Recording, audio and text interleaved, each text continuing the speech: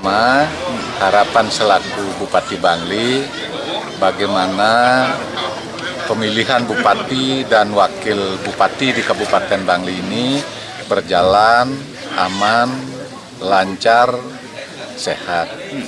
Dan berikutnya juga pilihannya sesuai dengan asas-asas pemilu.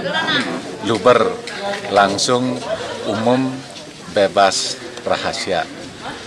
Pikiran dan hati nurani rakyatlah yang harus digunakan dalam rangka melakukan pilihan.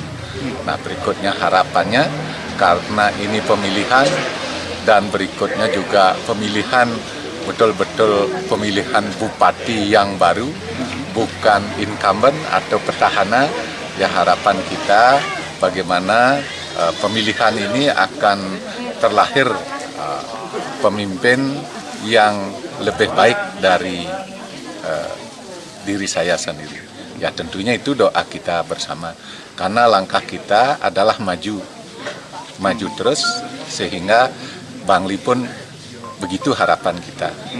Setelah saya jadi bupati, Bangli akan menjadi lebih maju, dan maju lagi.